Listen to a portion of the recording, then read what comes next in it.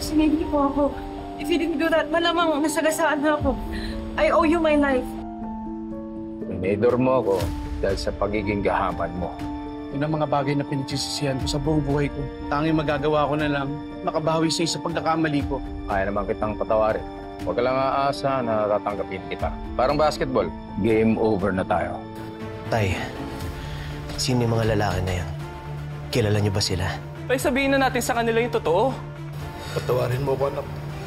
Nag-scam ako ng mga tao para may pangsugal ako. Yung huling inututan ko, parte pala ng sindikato. Gusto mo pang makita ang tatay mo? Sabihin mo sa kuya mong big time, bayaran ang utang na 5 milyon ni Marcel. Kuya, tinangay nila si tatay. Papatay daw nila si tatay pag hindi naisuli yung perang nasikap sa kanila. Magkano utang ni tatay?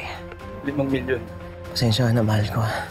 Ikaw na lang talaga yung nakikita ko na makakatulong sa akin. Nangiram sana ako sa'yo ng 5 milyon para matubos yung tatay ko sa mga kumidnap sa kanya. Haharangin ko yung plano niyo ni Gerald para masira kayong mag-asawa.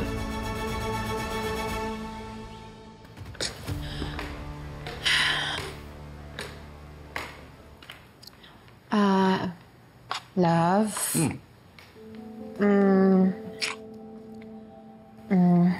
Ayoko sanang sirayan yung umaga mo, pero dapat ka malaman. Ano yan? Narinig ko kasing nag-uusap sila Gina at Gerald kagabi. Okay. Nanghihiram ng 5 million pesos si Gerald para daw masettle yung utang ni June. Kinidnap daw kasi siya ng mga pinagkakautangan niya. Worried lang naman ako kay Gina kasi paano kung palabas lang ni June na nakidnap siya? Paano kung niloloko niya lang ulit tayo para makapanghutot ng 5 milyon? Mahal, I'm sorry na tagalan. I had to call the banker to tell them I have an unusual transaction. Medyo malaki din kasi yung amount. Okay lang, mahal ko. Alas 5 pa naman yung sinabi ng mga sindikato. May oras pa. Here. Alam niyang hayop talaga yun. Gusto pa niyang makaskam, ano? Hindi daw papayag na lukuhin niya anak ko.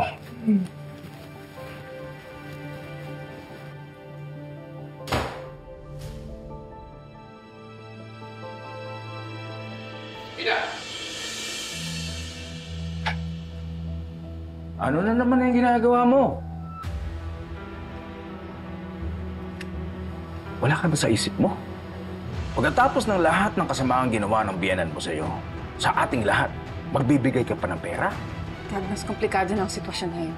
Pag di natin binayaran ang utang ni Tatay Marcel, baka patayin siya ng mga nag-abduct sa kanya. Paano ka naman nakakasiguro na kinidnap nga siya? Baka gawa-gawa niya lang yun. Dad, alam kong hirap na kayo magtiwala sa tatay ko ngayon. Pero nasa panganib po talaga siya. Gerald, I'm sorry. Manugang na kita ngayon. Pero hindi ako papayag na mabigay si Gina ng kahit na anong halaga sa pagluloko ng tatay mo. Maghanap ka na lang sa iba. Dad, pera ko naman ang gagamitin ko. I can do what I want with my own money. Mag-isip ka nga na mabuti, Gina. Pwede mong ibigay ang pera niya sa anak mo. Anong gusto mong mangyari? Gusto mo bang mawala na lang parang bula yung perang kinita mo? Dahil sa panluloko sa'yo ng biyanan mo? Dad, parang awa niyo na ho. Buhay ho ng tatay ko nakataya dito. Pinapangako ko sa inyo, babayaran ko kayo paunti-unti. Hindi ko itatakbo kagaya ng ginawa ng tatay ko. Huwag kayong magpapabola. Ang dali niyong mauto. Hindi nyo kasi, wala kayo ron. Hindi nyo naranasan yung ginawa sa akin ng tatay mo. Hindi makikinabang si June sa pera natin. Dad!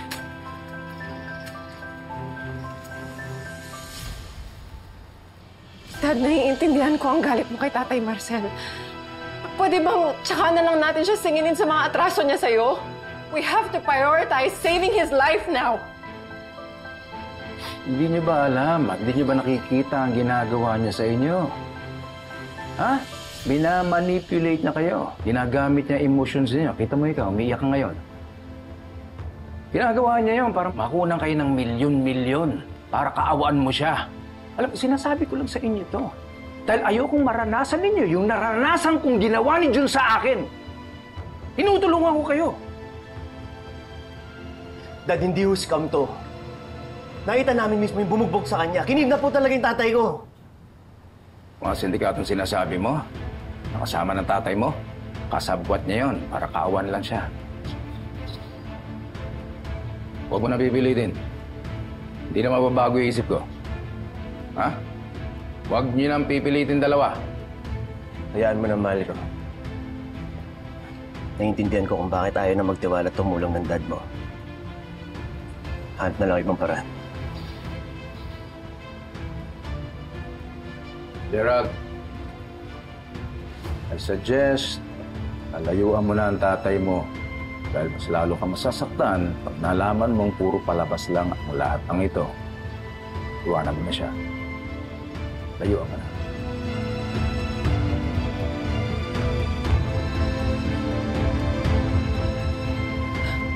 Mal!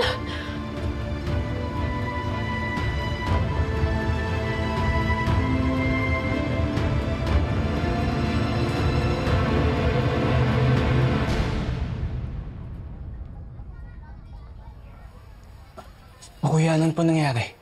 Pinauta ka ni Ate Gina? Pahiramin na sana ako ni Gina eh. Pero pinagbawalan siya ng biyanan ko. Diyos ko, anong mangyayari? Baka tutuhanin nila yung banta sa tatay niyo pag hindi tayo nakapagbayad.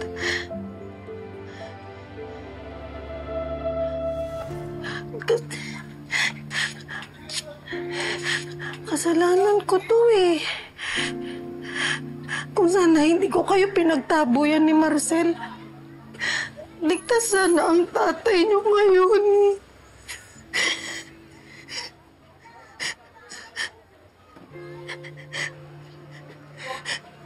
Huwag ka na umiyak na eh.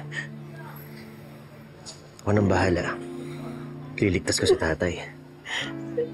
Tara kuya, samahan kita. Hindi na. Masyadong delikado. Dito ka nalang bantayan mo si nanay. Kaya ko na yung mag-isa. Alis na ako, Nay. Tolits, ibala kay nanay.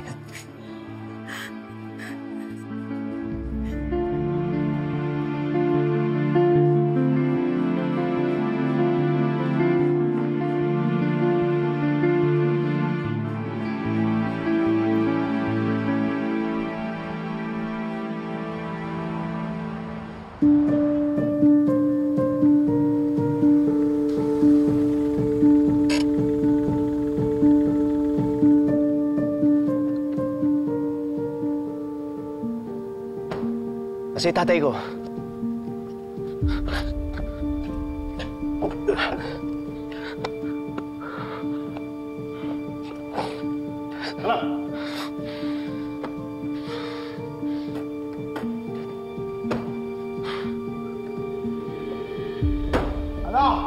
Malinis ba? Oo, malinis! Mag-isa lang siya! Oh, patula kang dala. Asan ang pera? Nasaan ang tatay ko? Tsaka na natin pag-usapan ng bayaran pag nakita ko na siya. Ilabas niyo!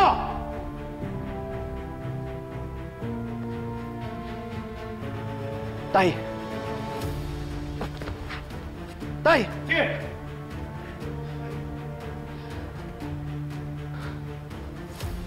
Ano? Masaya ka na? Oo ngayon. Asan ang pinag-usapan nating 5 milyon? Wala pa akong nabubuong 5 milyon. Pero ito yung kotse ko. Kunin niyo muna to bilang unang bayad. Yung balance, ibibigay ko na lang pagka nakadilehensya na ako.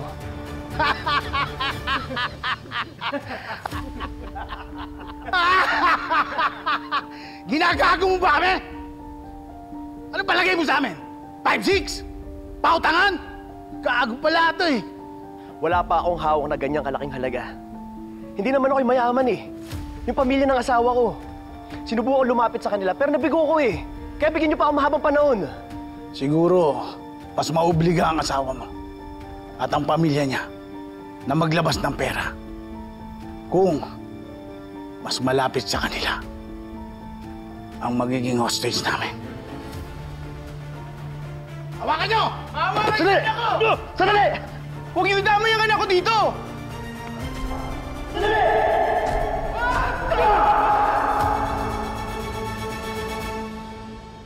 Mama, saan ka naman? Ba't di ka sumasagot?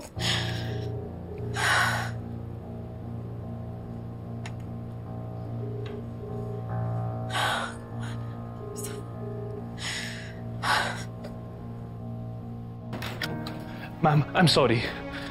Ay, nakausap mo na ba si Gerald? Hindi. Pero nakausap ko si Tolitz. Ang sabi niya, pumunta si Gerald doon sa hideout sa mga kumidnap kay Mang Marcel.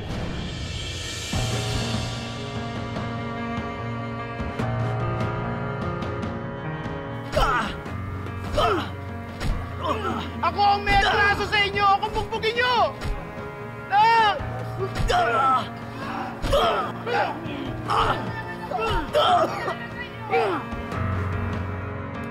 What? Oh my God! Walang dalang pera si Gerald! Baka mapahamak siya doon! Ma'am Gina, I'm sorry. Dapat hindi ko muna sinabi kay Betsy yung sekreto ni Mang Marcel. Mas napaliwanag niyo sana kay Sir Robert yung sitwasyon para baka hindi na siya nagalit. Baka natulungan pa niya yung binan mo. No, it's okay. I'm sorry. Huwag mo sisihin sarili mo. Ako dapat sisihin dito. Dapat hindi ako napapigil kay Daddy. Dapat binigay ko na lang yung 5 million kay Gerald. Hindi ko mapapatahod sarili ko kung may mangyari sa kanya.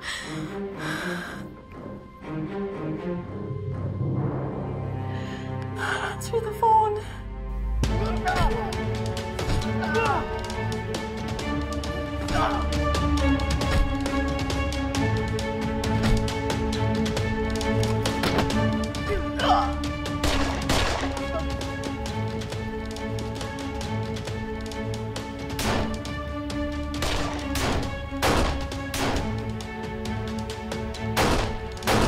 Tay, anong gagawin natin? Lamang sila. Paano tayo makakatakas? Basta dito ka lang. Gagawan natin ng paraan. Ako bahala. Tay, anong gagawin mo? Baka mapahama ka. Ako bahala lang kung ginagawa ko.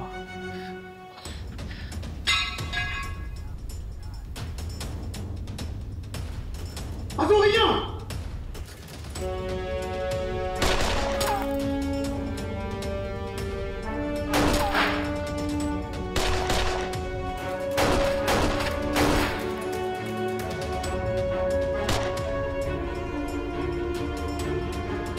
Nak!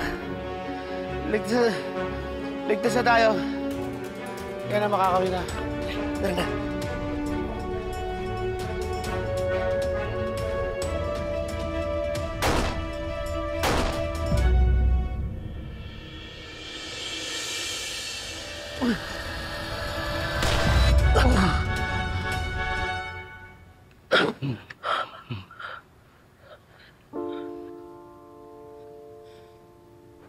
Tay. Tay, kumapit ka sa akin. Dadali kita sa ospital. Sorry, anak. Sorry, anak. Hindi ako naging mabuting ama sa'yo. Tay, huwag ka na magsalita. Ipunin mo lang yung lakas mo. Halika na. Pasensya ka na, anak. Ginulo ko pamilya mo. Tamay ka pa sa mga kagaguhan ko. Tay, lumaban ka. Lumaban ka. Dadali kita sa doktor. Halika na. Huwag di na ako abot, anak. Mukhang magkakaiwalay na naman tayo. Pero masaya ako. Kasi kahit konting sandali, nabuo tayo.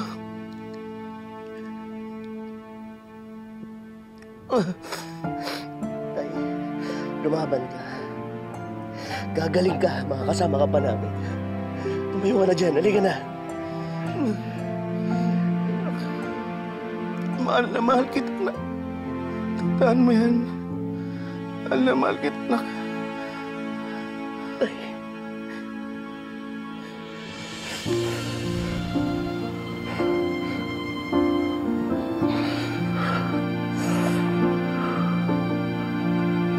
Tay.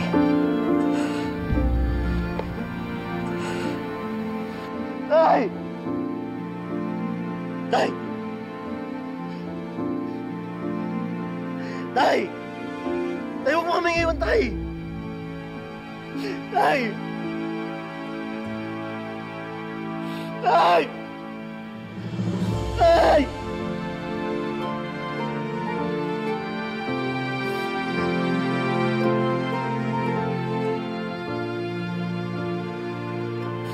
Ah! Ah!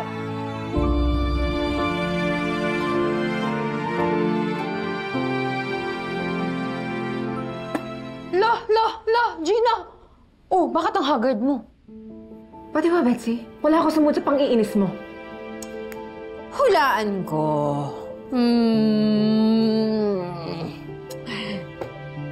Elkyo kayo ni Gerald. Alam mo, hindi ko naman siya masisisi kung magagalit siya sa'yo. Eh kung ako, pagdamutan ako ng asawa ko, maiimbir na din ako. Hindi ko pinagdamutan si Gerald. Hindi mo nga siya pinautang, di ba? Kahit nagmakaawan siya sa'yo. Ang bago dun. Alam mo, Betsy, kung wala akong magandang sasabihin, tumahimik ka na lang bago ako tuluyang mapik ka sa'yo. Ano nangyayari dito? Everything okay? Hi, love. Nangyayari? Wala. Kino-comment ko lang si Gina. Kasi ang galing-galing niya kasing mag-budget eh. Diba? Smart girl. I'm proud of you. Ma'am Gina, kakatest lang ni Tolitz. May bad news.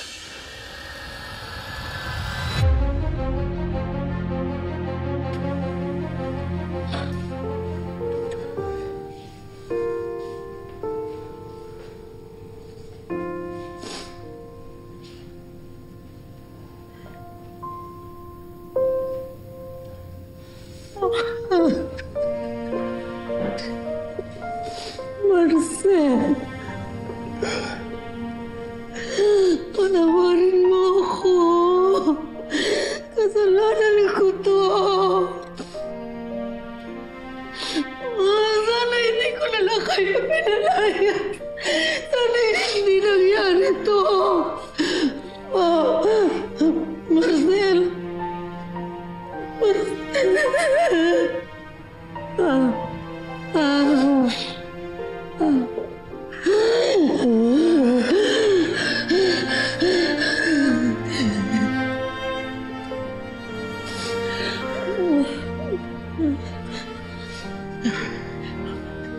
Pawan ka na dyan, Tay.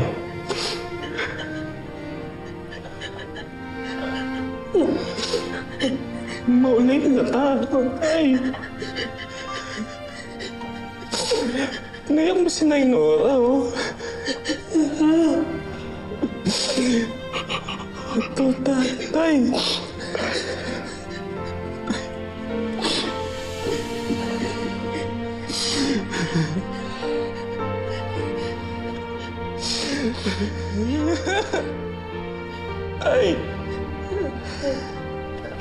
Tay, magpahinga ka na. Ako nang bahala kay nanay, Tolitz. Pangako, hindi ko sila pababayaan.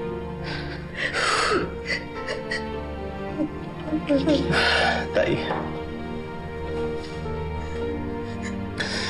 salamat sa pagligtas mo sa akin. Hindi ko makakalimutan yung sakripisyo na ginawa mo. Sayang, Tay. Sayang dahil wala ka na.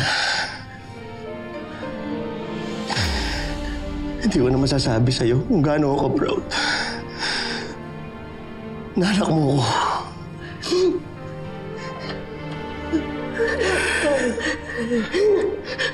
Di ba nangako ka? May niligtas mo si tatay! Ha? Bakit ganito? Ba't ka nangyayari? Ba't mo niyaan? Kuya, bakit? Ba't mo mamatay si tatay? Bakit? Bakit? Bakit?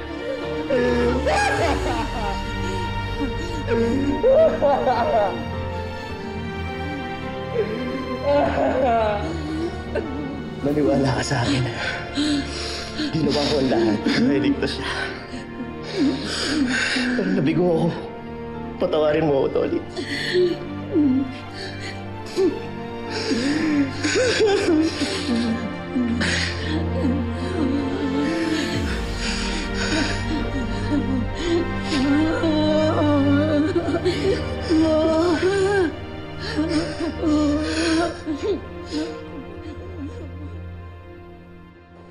Kailangan mabigyan ng hustisya ang pagkamatay ng tatay ka. Kami na po bahala, Mr. Medina. Babalitaan na lang po namin kayo. Tutuloy na po kami. Hindi po. Sige po. Mahal. Mahal. Buti na lang okay ka. I've been calling you. Di ka sumasagot sa akin. Are you okay? Kung kailangan mo nakausap, nandito lang ako. Gerald, condolence.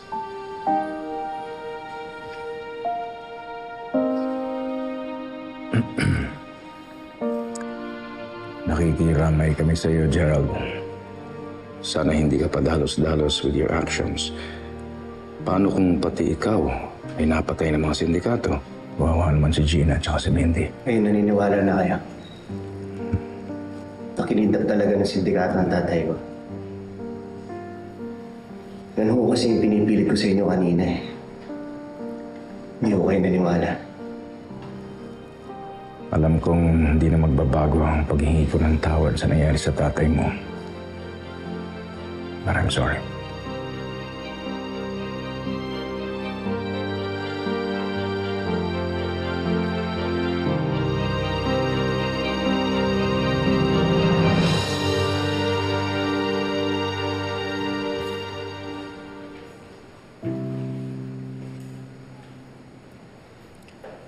Condolence sa tatay mo, Gerald.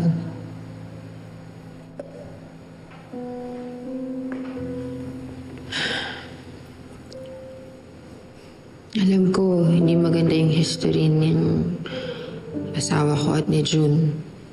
Pero nalulungkot ako para sa'yo. Kasi alam ko, tagal mo nang gusto magkatatay. Kaya lang natupad na, tsaka naman siya kinuha sa'yo. Alam ko yung nararamdaman mo kasi nawalan din ako ng tatay. Ang kaibahan lang, malala yung sakit ng tatay ko. Wala na siyang pag-asa mabuhay. Pero yung iyo, naligtas sana siya. Buhay sana siya ngayon kung tinulungan ka lang ni Gina. Willing naman siyang tumulong eh. Pinigilan lang siya ng asawa mo. Alam ko may kasalanan si Robert. Pero naiintindihan ko siya. May pinanggagalingan siya. May rason naman siya para magalit at huwag magtiwala sa tatay mo. Pero si Gina, Gerald, asawa mo siya. Dapat kahit anong mangyari, nasa side mo siya. Hindi ka dapat niya iniwan sa ere. At kung pigilan man siya ni Robert, dapat gumawa siya ng paraan para tulungan ka. Lalong-lalo na, buhay ng tatay mo yung nakasalalay dito. Alam mo kung tutuusin, ungrateful nga si Gina. Kasi kung hindi sa tatay mo, baka nasagasaan na siya at rest in peace na siya ngayon. Pero yung tatay mo na may nangangailangan, anong ginawa niya? Wala. Tumiklob agad siya kay Robert. Sayang. Kung nanindigan lang sana siya kay Robert. Kung pinahiram ka niya ng 5 milyon, kahit patago. Kasama mo pa sana yung tatay mo.